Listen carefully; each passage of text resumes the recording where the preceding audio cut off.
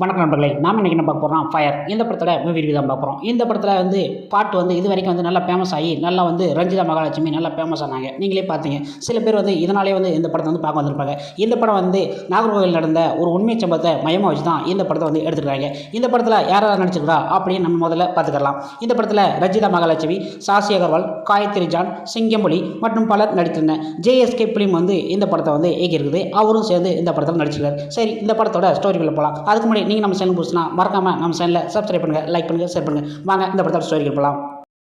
இந்த படத்தில் ஸ்டார்டிங்கில் ஒரு பையனும் ஒரு பொண்ணும் ரூமில் ரொமான்ஸ் பண்ணிக்கிட்டு இருப்பாங்க. இந்த ரொமான்ஸ் பண்ணுறத ஒரு முகமூடி குள்ளக்காரன் அங்கேருந்து பார்த்துக்கிட்டே இருப்பான். அந்த டயத்தில் பார்த்து இவன் என்ன பண்ணுறான் அப்படி சொல்லிட்டு பார்த்துட்டு இருந்தா இந்த ரூம்குள்ள உள்ள அந்த பையனை பண்ணுவான். அங்கேருந்து எழுந்து போய் ஒரு குளத்தங்கரை நிற்பான். ஏன்னா நிற்கிறதுக்கு வேறு இடமே தெரியலையா, குளத்தங்கரை தான் நிற்பியா அப்படின்னு சொல்லிட்டு நமக்கு தோணும். அப்படின்னு கிடைக்கல அங்கேருந்து சேர்த்து பிடிச்சிட்டு இருப்பான். இந்த முகமூடி குள்ளக்காரன் அங்கேருந்து ஒரு பெரிய தடி எட்டுவான். அந்த தடி எட்டு பக்கத்துலேயே வந்துக்கிட்டே இருப்பான்.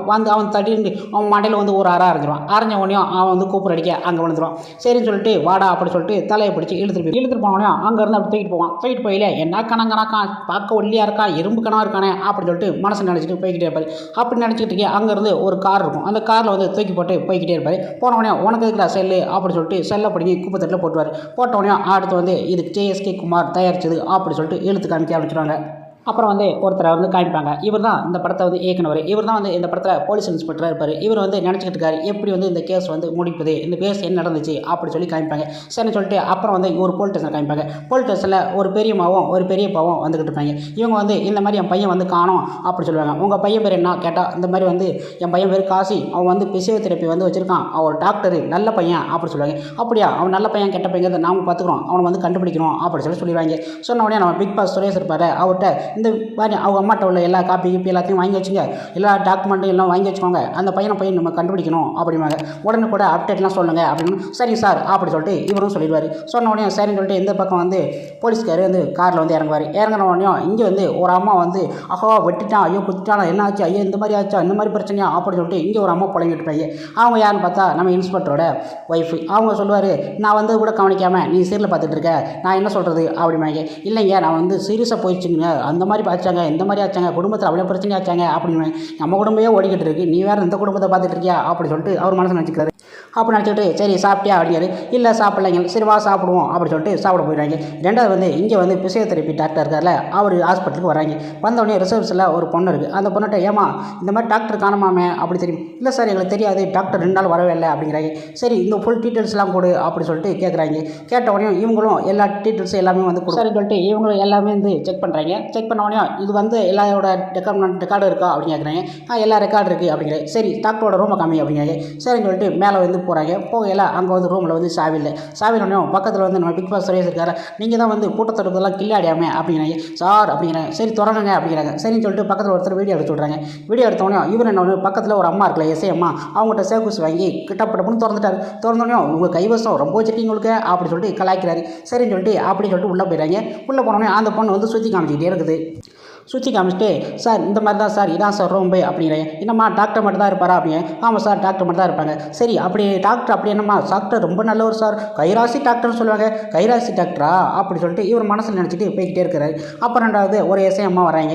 சார் இதான் டாக்குமெண்ட்டு, இதான் அங்கே சேர்ந்தவங்க வந்தவங்க போனவங்க எல்லாரோட டீட்டெயில்ஸ் தான் இருக்குது அப்படிங்கிறாங்க. எல்லாத்துக்குமே கால் பண்ணி போயிட்டுருக்கல, ஒருத்தவங்க கால் மட்டும் துச்சாப்பில் இருக்குது. அது யாருன்னு பார்த்தா அங்கங்கே விசாரிச்சுக்கிட்டு இருக்காங்க. இந்த பொண்ணை தெரியுமா, இந்த பொண்ணு தெரியுமான்னு சொல்லிட்டு நம்ம எஸ்ஐ விசாரிச்சுக்கிட்டு இருக்காங்க. நம்ம எஸ்ஐ நீங்கள் பார்த்துருப்பீங்க, எல்லா சீரியல்லையும் பார்த்துருப்பீங்க. இவங்க நல்லா நடிப்பாங்க. அப்புறம் இவங்க ஒவ்வொரு இடத்துல விசாரிச்சுக்கிறாங்க. அங்கே ஒரு சன்னியாசி சாமியாரெலாம் இருக்காங்க. அவங்ககிட்ட இவங்களுக்கு தெரியுமாங்க, எங்களுக்கு தெரியாது அப்படிங்காங்க. அந்த நேரத்தில் ஒரு குளத்தங்கரையில் ஒரு அம்மா குடும்ப லட்சணமாக குத்து விளக்கு மாதிரி குளிச்சுக்கிட்டு இருக்காங்க. அவங்க யாருன்னு பார்த்தா அவங்க தான் ரஞ்சிதா மகாலட்சுமி.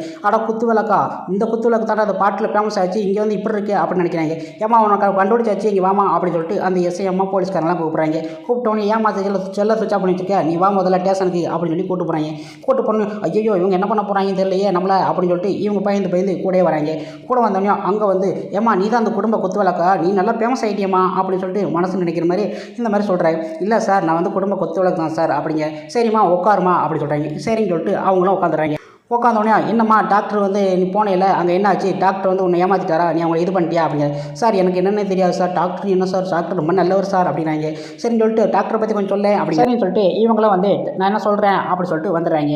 வந்தவொடனே இங்கே வந்து டாக்டர்கிட்ட மேலே பேசிக்கிட்டு இருக்காங்க. டாக்டர் பார்த்தா நல்லா டீசெண்டாக இதாக தருவார். இவரும் ஆல்ரெடி வந்து பிக் பாஸில் வந்து நடித்தவர் தான். இவங்க சொல்கிறாங்க இந்த மாதிரி வந்து எங்கள் வீட்டுக்கார் வந்து தண்ணி அடிச்சு வந்தார், நான் வந்து மாவு கடை வச்சுருக்கேன், அவர் வந்து என்னை வந்து பணத்தை பிடிக்கி தள்ளி விட்டார், என் குறுக்கு பிடிச்சிருச்சு அப்படிங்க. குறுக்கு பிடிச்சா சரி அப்படியா என்னம்மா சொல்கிறீங்க அப்படின்னு சொல்லிட்டு வா உட்காருங்கிறார். உட்காந்தவொடனே முதுகு அமுக்குறாரு. இங்கே நல்லா இருக்கா அப்படிங்க, இங்கே இல்லை அப்படிங்கிற. அப்போ கீழே இருக்கா அப்படிங்க, இங்கேயும் இல்லை அப்படிங்க. சரின்னு சொல்லிட்டு டாக்டர் அங்கேயே ரொமான்ஸ் பண்ணுற மாதிரியே ஒரு நிற்கிறாரு. சரின்னு சொல்லிட்டு படுத்துக்கோமாங்கிறார். படுத்தோடனே அவங்களும் படுத்துக்கிட்டாங்க.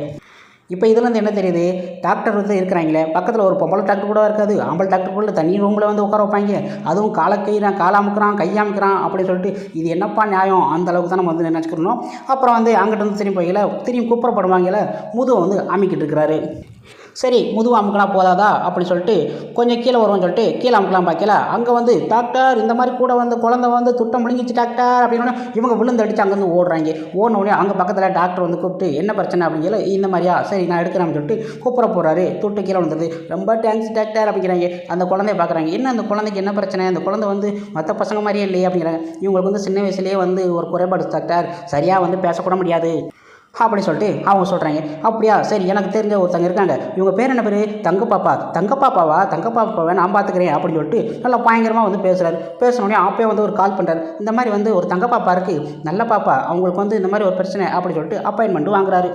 இதை பார்த்து அந்த ரிசப்ஷனில் ஒரு பொண்ணு வந்து எப்போ பார்த்தாலும் சார் நீங்கள் எங்கேயோ போயிட்டீங்க அப்படின்னு சொல்லிட்டு ஜனகராஜ படத்தில் ஒருத்தர் சொல்லுவார்னு சொன்னோடனையும் அவர் ஆண் பார்ப்பார்ல அந்த மாதிரி இவங்க எப்போ பார்த்தாலும் அவங்கள வந்து இவர் பண்ணுறத பார்த்து ஆச்சரியமா இவர் வேந்து பார்த்துட்டே இருக்கிறாங்க. இந்த கட்டத்தில் சரி டாக்டர் நான் கிளம்புறேன் அப்படிங்கிறாங்க. நீங்கள் எங்கே போகிறீங்க, நான் ட்ராப் பண்ணிடுறேன் வாங்க அப்படின்னு சொல்லிட்டு காரில் வந்து கூட்டு போகிறாரு. அப்பவும் அவங்க சார் எங்கேயோ போயிட்டீங்க அப்படிங்கிற மாதிரி.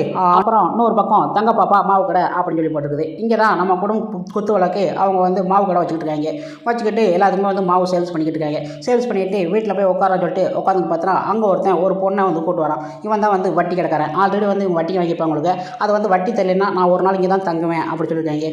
இல்லை நீங்கள் தங்கக்கூடாது அப்படி என்னென்ன இப்படி பண்ணுறீங்க அப்படி சொல்லிட்டு இவங்க வந்து கத்திக்கிட்டு இருப்பாங்க. இதே மாரி வந்து அப்போ அந்த பொண்ணை அனுப்பி விட்றேன் நீ வா அப்படி சொல்லிட்டு இவங்களை வந்து இது பண்ணிக்கிட்டு இருப்பாங்க. அப்போ என்ன பார்த்து நம்ம டாக்டர் வருவார். டாக்டர் வந்து என்ன பிரச்சனை அப்படிங்கல இந்த மாதிரி பிரச்சனை உன்னை விட மாட்டோம் அப்படின்னு சொல்லுவாங்க. டாக்டர் எல்லாத்தையுமே சண்டை போட்டு அடிச்சு வந்து இது பண்ணிடுவார். இந்த ரெண்டு பசங்களையும் வந்து வெளியில் தள்ளிடுவாங்க. அப்புறம் நம்ம டாக்டரு எல்லாத்தையும் வந்து அடித்து கடைசியில் வந்து அவனை வந்து கொன்றுவாண்டா டே என் தங்க பாப்பாவோட அம்மாவே இது பண்ணுவியா அப்படி சொல்லிட்டு டாக்டர் வந்து மிரட்டுவார். ஏங்க எதுக்குங்க உங்களுக்கு பிரச்சனை, நீங்கள் ஒன்றும் பண்ண வேண்டிய, எவ்வளோ லட்சம் கொடுக்கண்டா, எவ்வளோ ரூபா கொடுக்கண்டா அப்படிவாங்க. 2 லட்சமா நான் தரேன்டா என் தங்க பாப்பா ஒன்றாகக்கூடாதா அப்படி சொல்லிட்டு நல்லா பேசிட்டு போயிடுவாங்க. இதுதான் நடந்துச்சு அப்படின்னு வந்து அவங்களை வந்து சொல்லிடுவாங்க. அப்புறம் இவங்க வந்து என்ன பண்ணுவாங்க, அங்கே போயிட்டு ஒரு பெரிய டாக்டர் சொன்னார்ல அப்பாயின்மெண்ட்டு, அவரை போய் என்னன்னு பார்ப்பாங்க. அவங்க குறைகிற இந்த மாதிரி இருந்துச்சு, சின்ன வயசுலேருந்து பிரச்சனை அப்படிமாங்க. சரின்னு சொல்லிட்டு அடுத்த பக்கம் அந்த ரிசப்ஷன் உள்ள பொண்ணு எப்போ பார்த்தாலும் வந்து வேப்பை லாஸ்ட்டில் லவ்வே வந்து பண்ணிருச்சு. லவ் பண்ணவொடனே இவரும் சும்மா இருக்கிறாம அது எதுன்னு வளையல்கள் எல்லாம் இந்த மாதிரி வந்து வாங்கி கொடுக்க ஆரம்பிச்சு. சரி அந்த கட்டம் அப்படியே போயிடுச்சு. ரெண்டாவது மறுபடியும் அந்த போலீஸ்காரங்க ஆரம்பிக்கிறாங்க. இந்த மாதிரி என்ன ஆச்சுன்னு கேட்டிங்களா, அவங்க கூட உள்ள பொண்ணுங்கள்லாம் வந்து விசாரிச்சிங்களா, அவர் அங்கங்கே யாரெல்லாம் வந்து பார்க்க வரா அப்படின்னு சொல்லி கேட்குறாங்க. கேட்டவனையும் சரின்னு சொல்லிட்டு அங்கேருந்து 100 கால் வருது. இவர் தான் வந்து இந்த ஏரியா வந்து பெரிய அமைச்சர். இவர் வந்து போன போட்டு என்னடா போன போட்டோ எடுக்க மாட்டீங்களா, அந்த காசு என்னாச்சு, அந்த டாக்டர் என்னாச்சு, அந்த டாக்டர் உடனே வந்து கண்டுபிடிச்சே ஆகணும், அவனுக்கு என்ன ஆனாலும் ஏதானாலும் முதல்ல எனக்கு சொல்லி ஆகணும் அப்படின்னு சொல்கிறாங்க. சரின்னு சொல்லிட்டு போலீஸ்காரங்க போனை கட் பண்ணிடுறாங்க. அப்புறம் அங்கேருந்து இங்கே வந்து ஒரு கெஸ்ட் ஹவுஸ்க்கு வராங்க. அங்கே ஒரு பெரியவர் வந்து தண்ணியை வந்து ஊற்றிட்டு இருக்காரு. இவங்க யாருப்பா இங்கே வர்றது அப்படின்னு சொல்லி பார்த்தா போலீஸ்காரங்க வந்து என்ன சார் அப்படின்னு கேட்கல, இந்த மாதிரி வந்து ஒரு டாக்டர் இருந்தார்ல அவர் வந்து என்னாச்சு தெரியுமா அப்படின்னு கேட்குறேன். டாக்டர் ரொம்ப நல்ல தம்பி, அவர் மாதிரி யாருமே கிடையாது, அவர் ரொம்ப அருமையான டாக்டர் அப்படிம்பாங்க. அப்படியா, அது நீங்கள் சொல்லாத நாங்கள் சொல்லணும் அப்படி சொல்லிட்டு போயிடுவாங்க. ஒரு பக்கம் இவங்களை காமிக்கிறாங்க. இவங்கள தான் நீங்கள் பிக் பாஸ்லாம் பார்த்துருப்பீங்களே, இவங்ககிட்ட வந்து விசாரிக்கிறாங்க. இந்த மாதிரி வந்து டாக்டர் உங்களுக்கு எப்படி தெரியும் அப்படிங்கிறேன். டாக்டர் வந்து இந்த மாதிரி நான் ஜிம்முக்கு போனேன், ஜிம்முக்கு போயில எக்ஸசைஸ் பண்ணிக்கிட்டே என் குறுக்கு பிடிச்சிருச்சு, அது குறுக்கு வழியை வந்து டாக்டர் தான் வந்து சரி பண்ணார் அப்படின்னு அவங்களும் சொல்கிறாங்க. அப்படி தான் நடந்துச்சா சரின்னு சொல்லிட்டு அங்கேருந்து போயிடுறாங்க. அடுத்து வந்து டாக்டர் காமிக்கிறாங்க. டாக்டர் காமிச்சோனையும் அங்கே ஒரு பொண்ணு இருக்கிற குழந்தைகிட்டலாம் வந்து பேசிகிட்டு இருக்கு. அந்த பொண்ணு ஆல்ரெடி வந்து டைவர்ஸ் ஆன பொண்ணு கொடுக்க இந்த டாக்டர் சும்மா இருக்காமல் அந்த பொண்ணை வந்து நல்லா அப்படி இப்படின்னு பேசி கட் பண்ணிட்டாரு. கட் பண்ணது மட்டும் இல்லாமல் இந்த இதை வந்து ஒரு ரூமுக்கு கூப்பிட்டோனையும் இந்த பொண்ணும் கூடவே போயிடுச்சு. ஒரு ஆள் கூப்பிட்டோனையும் ரூம் போயிடுவாங்க உங்களுக்கு, அந்த மாதிரி தான் வந்து எடுத்துருக்காங்க உங்களுக்கு. அந்த ரூமுக்கு போயிடுச்சு. போனவொடனே இவனும் சும்மா இருக்காமல் ஒரு டீ பெரட்டி எடுத்து அந்த பொண்ணை வந்து ஜோலியை முடிச்சிட்டான். அப்புறம் வந்து இதெல்லாம் வந்து எப்படி நடந்துச்சு அப்படின்னு சொல்லிட்டு நல்லா வந்து தீர வந்து விசாரிச்சுக்கிட்டு இருக்காங்க. இதுதான் நடந்துச்சு, வேறு உண்மையை சொல்லுங்கள் என்ன நடந்துச்சு அப்படின்னு பார்த்தா அப்புறம் இந்த பிக் பாஸ் உள்ள அந்த அக்கா என்ன சொல்லியிருக்கு, இந்த மாதிரி வந்து ஒரு பிரச்சனை இருந்துச்சு, நான் வந்து டாக்டர் கூட போயிட்டு இந்த மாதிரி வந்து ஆஸ்பத்திரிக்கு வந்து குறுக்கு பிடிக்குன்னு போனேன், டாக்டர் என்ன குறுக்கு பிடிக்கன்னு என்ன முடிச்சிட்டாரு. அது முடிச்சது இல்லாமல் வீடியோ எல்லாம் அனுப்பி என்னை வந்து இந்த மாதிரி அந்த மாதிரி இப்படின்னு சொல்லிட்டு மிரட்டிக்கிட்டே இருந்தான் அப்படின்ட்டு சொல்கிறாங்க. இதை நீ அப்பயே சொல்லலாம்லமா அப்படின்னு சொல்லுவாங்க. சரின்னு சொல்லிட்டு இவங்க அலுவலகத்தை வந்து காமிப்பாங்க. இந்த நூறு சதவீதம் பார்த்தோன்னா நம்ம குத்து விளக்கு இருக்காங்களே, இவங்களும் அதே மாதிரி தான் வந்து ரூமுக்குலாம் போயிருப்பாங்க. இவங்களும் அந்த கெஸ்ட் ஹவுஸ்க்குலாம் போய் செஞ்சு இந்த மலையில் வந்து என் மலையை ரொம்ப பிடிக்கும் அப்படின்னு சொல்லிட்டு மலையில் நடையிறாங்க. டாக்டர் சும்மா இருப்பாரா, டாக்டர் அவர் மலையில் சுற்றி விட்றேன் செய்கிறேன்னு சொல்லிட்டு நல்லா ஐஸ் வச்சு குடும்ப குத்துகளுக்கு ஒரு சட்டை கொடுத்து குறுக்கு பிடிச்சிருக்கா வாங்க குறுக்குழி சரியா இருக்குன்னு சொல்லிட்டு இவரை என்ன பண்ணுவார், ரொமான்ஸ் பண்ணி அவங்களையும் வந்து இது பண்ணிடுறாரு. இந்த பாட்டு தான் இப்போ வந்து சமூக வலையத்தில் நல்லா ஃபேமஸ் ஆகி போய்கிட்டு இருக்கு அப்படின்னு தான் சொல்ல முடியும். அப்புறம் என்னென்னா இன்னொரு பெரியவர் வராரு, நான் தான் வந்து கொலை செஞ்சேன் அப்படிங்கிறாரு. நீங்கள் ஏன் கொலை செஞ்சேன் அப்படின்னு கேட்கல, அந்த ரிசப்ஷனில் ஒரு பொண்ணு வந்து எங்கேயோ போயிட்டீங்க அப்படிங்கிற மாதிரி ஆச்சரியமாக பார்த்துல அந்த பொண்ணை வந்து டாக்டர் வந்து ஆல்ரெடி வந்து முடிச்சிருப்பார் அவளுக்கு. அதை வந்து அந்த டாக்டர் முடித்த உடனே அவங்க வந்து சூசைட் பண்ணி செத்துட்டாங்க, அதனால தான் முடித்தோம் அப்படிங்கிறாங்க. நீங்கள் வயசானவங்க உங்களால் எப்படி முடியும் அப்படி சொல்லி நல்லா வந்து போலீஸ் வந்து விசாரிக்கிறப்போ 3 பேர் என்ன சொல்கிறாங்கன்னா, நாங்கள் தான் கொன்னோம், இப்போ என்ன பண்ண போகிறீங்க அப்படின்னு சொல்கிறாங்க. சொல்லல அப்புறம் வந்து நல்லா தெளிவாக வந்து சொல்லுங்கள், இல்லைனா உங்களுக்கு அவ்வளோதான் அப்படி சொல்லிட்டு இவர் வந்து மிரட்டார். அப்போ இவர் சொல்கிறாங்க, இந்த மாதிரி நாங்கள் 3 பேரும் பிளான் போட்டு அவனை வந்து கொல்லலான்னு நினச்சோம். அந்த ஒரு முதல்ல காமிச்சாங்களே ரொமான்ஸ் பண்ணுற மாதிரி அந்த பொண்ணு வந்து இந்த பிக் பாஸில் இருக்கல இவங்க வந்து ரொமான்ஸ் பண்ணுற மாதிரி இருப்பாங்க. மற்றவங்களாம் வந்து கூட இருந்து இவனை எப்படியா கொல்லணும் அப்படி சொல்லி பிளான் பண்ணி அந்த டயத்தில் முகமூடி கொலைக்காரன் இவங்களை வந்து அடிச்சு கொண்டுட்டான், கடவுளாக வந்த மாதிரி காப்பாற்றினாரு அப்படின்னு இவங்களை வந்து சொல்லுவாங்க. இந்த டயத்தில் இன்னொரு டைம் இங்கே போவாங்க, சிங்கமொழி பார்க்க போய் அவர் அமைச்சர்கிட்ட கேட்பாங்க, இந்த மாதிரி வந்து என்னப்பா இன்னும் ஒரு அப்டர் கூட வரமாடிக்கு செய்யமாடிக்கு சொல்லிட்டு அசிங்கமாக வந்து சிங்கமணி வந்து திட்டின உடனே உங்களாம் ட்ரான்ஸ்ஃபர் பண்ண போகிறேன் அப்படி சொல்லுவார். நீங்கள் ட்ரான்ஸ்ஃபர்லாம் பண்ண வேண்டாம், நாங்கள் ஒரு வீடியோ காமிக்கிறோம் அப்படி சொல்லி பார்த்தா இங்கே வந்து பார்த்தோன்னா இவர் வந்து ஒரு பொம்பளைகிட்ட ரொமான்ஸ் பண்ணிக்கிட்டு இருப்பார். இந்த ரொமான்ஸ் பண்ணது என்ன ஆகுதுன்னா வீடியோ பார்த்து என்னப்பா இது நான் கிடையாது, என்னவே கிராபிஸ் பண்ணியிருக்கீங்களே, என்ன மாதிரி எடிட் பண்ணியிருக்கீங்களே அப்படிங்கிற நீ மூடிக்கிட்டு வந்து வண்டியில் யாரு அப்படின்னு சொல்லிட்டு அவரை வந்து அடிச்சு கொண்டா தூக்கிட்டு போயிடுறாங்க. கடைசியில் இந்த முகமூடிக்குள்ளே போகிறேன் ஆறு அப்படின்னு பார்க்கல ஒரு பொண்ணை காமிப்பாங்க. அந்த பொண்ணு வந்து அப்பா இந்த மாதிரி வந்து ஒரு டாக்டர் போனேன், அந்த டாக்டர் என்னை வந்து இது பண்ணிட்டாரு, நான் கருப்பமாக இருக்கேன், நான் சூசைட் பண்ண போனேன் அப்படின்னு சொல்லிட்டு அவங்க வந்து இறந்துருவாங்க. இறந்தவொடனே அது யாருன்னு பார்க்கல அந்த முகமூடி கலக்காரன் தான் நம்ம போலீஸ் இன்ஸ்பெக்டரு. அந்த போலீஸ் இன்ஸ்பெக்டர் தான் அங்கேருந்து நினச்சி பார்த்து ஒவ்வொன்றா வந்து கதைக்கு வந்து காமிச்சிக்கிட்டு இருப்பார். கடைசியில் இந்த படத்தோட கதை வந்து இதுதான். படம் நாகர்கோவிலில் 2020 பல பெண்ணுங்களை சிறுசுலேருந்து பெருசு வரைக்கும் எல்லா பொண்ணுங்களையும் ஆசீர்வாதத்துக்கு கூறி ரேப் பண்ணி அவங்கள வந்து வீடியோக்கள் மிரட்டி பல இடத்துல வந்து விபச்சாரம் மாதிரி நடத்தி வச்சு அவர் வந்து இந்த மாதிரி வந்து பண்ணியிருக்கிறாரு. அதைத்தான் வந்து இந்த நம்ம டேரக்டர் வந்து அசால்ட்டாக வந்து இந்த உண்மை சம்பவத்தை மையமாக வச்சு கரெக்டாக வந்து அழகாக வந்து சூப்பராக வந்து எடுத்துக்கிறாரு. இதுக்கே வந்து இவர் வந்து நம்ம பாராட்டலாம் சொல்லலாம். ஓகே ஃப்ரெண்ட்ஸ், இந்த படத்துக்கு நான் கொடுக்க வேண்டிய ரேட்டிங் வந்து 5 வந்து 3.5 கொடுங்க. அந்தளவுக்கு இந்த படம் வந்து ஒரு டிஃப்ரெண்டான மூவி. இந்த மூவி வந்து காதலர்கள்லாம் போய் பாருங்கள், ஃபேமிலியோட பார்த்தீங்கன்னா இருக்கும். அந்தளவுக்கு தான் அந்த படத்தை வந்து எடுத்து வச்சுருக்காங்க. அதனால் இந்த படம் வந்து பார்க்குறவங்க ஃபேமிலியோட குடும்பத்தோட யாரும் போய் பார்க்காதீங்க. ஒரு உண்மை சம்பவத்தை மயக்கமாக போட்டுருக்காங்க. இதில் தேட்டர்லாம் விட்டுருக்காங்க. ஃபுல் அண்ட் ஃபுல் இந்த படத்தில் வந்து ரொமான்டிக் மட்டும் தான் அதிகமாக இருக்குது. அதனால் இந்த படத்தை வந்து பார்க்குறவங்க கொஞ்சம் பார்த்து ஜாக்கிரதையாக பாருங்கள். ஓகே ஃப்ரெண்ட்ஸ், உங்களுக்கு வீடியோ பிடிச்சினா மறக்காம சேனலை சப்ஸ்கிரைப் பண்ணுங்கள், லைக் பண்ணுங்கள், ஷேர் பண்ணுங்கள். இது போன்ற வீடியோவை நெக்ஸ்ட்டில் சந்திக்கலாம். நன்றி, வணக்கம்.